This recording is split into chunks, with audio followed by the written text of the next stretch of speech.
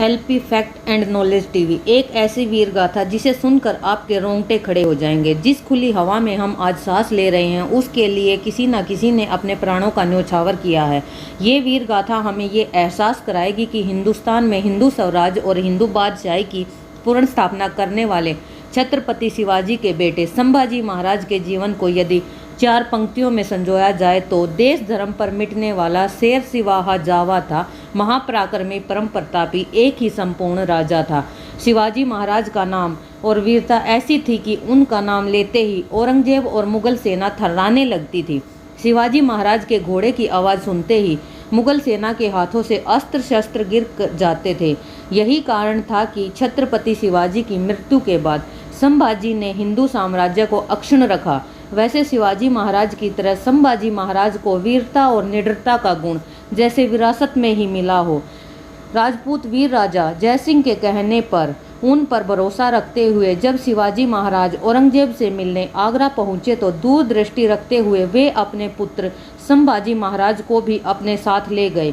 कपट के चलते औरंगजेब ने शिवाजी को कैद कर लिया था और दोनों पिता पुत्र को तय खाने में बंद कर दिया। फिर भी शिवाजी ने कूटनीति के चलते औरंगजेब से अपनी रिहाई करा ली। कुछ समय के बाद संभाजी महाराज भी अपने पिता के साथ रिहाई के साक्षी बन गए। संभाजी महाराज और औरंगजेब से छल कपट की नीति का बचपन में जो वास्ता पड़ा, दुर्भाग्यवश वो अंत तक बना रहा और यही इतिहास भी बन गया। छत्रपति शिवाजी की रक्षा नीति के अनुसार उनके राज्य का किला जीतने की लड़ाई लड़ने के लिए मुगलों को 1 साल तक अवश्य जूझना पड़ सकता था। औरंगजेब तो जानता था कि इस हिसाब से इस किले को जीतने के लिए कम से कम 360 वर्ष का समय लग जाएगा। शिवाजी के बाद संभाजी महाराज की वीरता भी औरंगजेब के लिए अचलता का कारण बनी रही। उन्होंने अपने पिता की जुझारू और दूरदर्शी रक्षा नीति को 4 चांद लगाने का कार्य उस समय कर दिखाया जब उनका रामसेज का किला औरंगजेब को लगातार 5 वर्षों तक टक्कर देता रहा। इसके अलावा संभाजी महाराज ने औरंगजेब के कब्जे वाले औरंगाबाद जिले से लेकर विदर्भ तक सभी सूबों से लगान वसूलना शुरू कर दिया और ये देखकर औरंगजेब इस कदर बौखला गया कि वो संभाजी महाराज से मुकाबला करने के लिए स्वयं ही दक्कन पहुंच गया। उसने संभाजी महाराज से मुकाबला करने के लिए अपने पुत्र शहजादे आलम को तय किया। आलम कोल्हापुर संपाद से संभाजी महाराज के खिलाफ मोर्चा खोला। उनकी तरफ से आजम का मुकाबला करने के लिए सेनापति हमीमी राव मोहिते को भेजा गया। उन्होंने आजम की सेना को बुरी तरह से परास्त कर दिया। आखिर में औरंगजेब को स्वीकार करना पड़ा कि मराठों पर विजय पाना तो दूर, उन्हें परास्त करने के लिए भी प्रभावी रक्षा नीति बनाने की आवश्यकता है। हार के मुंह देखने के बाद औरंगजेब इतना हताश हो गया कि 12,000 घुड़सवारों से अपने साम्राज्य की रक्षा करने का दावा भी उसे खारिज करना पड़ा। संभाजी महाराज पर नियंत्रण के लिए उसने 3 लाख घुड़सवार व 4 लाख पैदल सैनिकों की फौज लगा दी।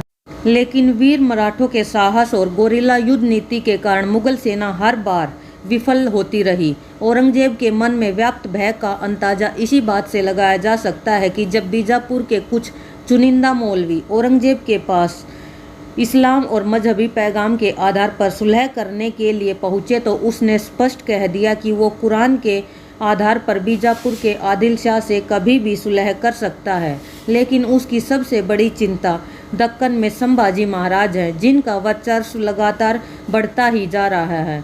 औरंगजेब ने बार बार पराजय के बाद भी संभाजी महाराज से युद्ध जारी रखा। इसी दौरान कोंकण संपाद के समेश्वर के निकट संभाजी महाराज के 400 सैनिकों को भुरकर बखान के 3000 सैनिकों ने घेर लिया और उनके बीच भयंकर युद्ध हुआ। इस युद्ध के बाद राजधानी रायगढ़ में जाने के इरादे से संभाजी महाराज अपने सैनिकों को लेकर मुगल सेना पर टूट पड़े। मुगल सेना द्वारा घेरे जाने पर संभाजी महाराज ने बड़ी वीरता के साथ उनका घेरा तोड़कर निकलने में सफलता हासिल की, जिसके बाद इन्होंने रायगढ़ के जाने के बजाय निकट के इलाके में ही ठहरने का फैसला ले लिया। मुकर्रब खान इसी सोच में था कि संभाजी महाराज इस बार भी उनकी पहुंच से निकलकर रायगढ़ जाने में सफल हो गया। लेकिन इसी दौरान एक गलती हो गई और एक मुगल सैनिकों ने मुगलों को सूचित कर दिया कि संभाजी महाराज रायगढ़ की बजाय एक हवेली में ठहरे हुए हैं। ये बात आग की तरह औरंगजेब और उसके पुत्रों तक भी पहुंच गई कि संभाजी महाराज एक हवेली में ठहरे हुए हैं। जो कार्य औरंगजेब और उसके सेना नहीं कर पाई वो काम एक मुखबिर ने कर दिखाया। इसके बाद भारी संख्या में सैनिकों ने मुगलों के साथ हवेली की तरफ कूच कर दिया और हवेली को चारों तरफ से घेर लिया। संभाजी महाराज को हिरासत में ले लिया गया। 15 फरवरी 1689 में ये काला दिन इतिहास के पन्नों में दर्ज हुआ। संभाजी महाराज की अचानक हुई गिरफ्तारी से औरंगजेब और उसकी पूरी सेना हैरान में थी।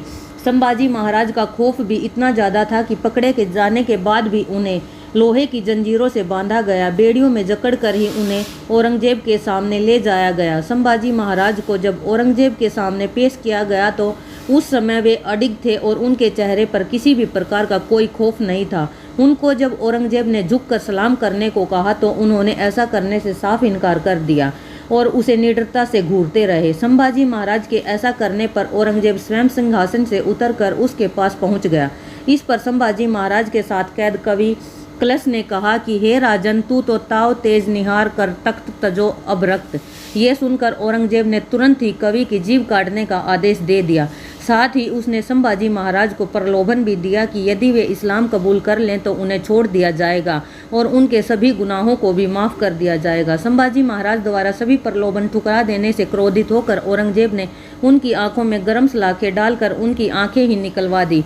फिर भी महाराज संभाजी अपने धर्म और निष्ठा पर अडिग रहे और उन्होंने किसी भी सूरत में हिंदू धर्म का त्याग न करके मुस्लिम धर्म अपनाने से मना कर दिया। इस घटना के बाद से संभाजी महाराज ने अन्न जल का त्याग कर दिया। इसके बाद सतारा से लेकर तुलापुर में भीमा इंद्राणी नदी के किनारे पर संभाजी महाराज को लाकर इतना प्रताड़ित किया जाता रहा और बार बार उन पर इस्लाम कबूल करने का दबाव डाला जाता रहा। आखिर में उनके नहीं मानने पर संभाजी महाराज का वध करने का निर्णय ले लिया गया। इसके लिए 11 मार्च 1689 का दिन तय किया गया, क्योंकि उसके ठीक दूसरे ही दिन हिंदू वर्ष प्रतिपदा थी। औरंगजेब चाहता था कि संभाजी महाराज की मृत्यु के कारण हिंदू जनता हिंदू प्रतिपदा को शोक दिवस के रूप में मनाए। उसी दिन सुबह संभाजी महाराज व कवि कलश को एक ही दिन एक ही साथ गांव की चौपाल पर ले जाया गया। पहले कवि कलश की गर्दन काटी गई, फिर संभाजी महाराज के हाथ पांव तोड़े गए। उनकी गर्दन को काटकर पूरे बाजार में जुलूस की तरह निकाला गया। एक बात तो सच है, जो काम औरंगजेब और उसकी सेना सालों तक नहीं कर पाई वो काम एक मुखबिर ने कर दिखाया। औरंगजेब ने संभाजी का वध तो कर दिया पर वो चाहकर भी उसे पराजित नहीं कर पाया।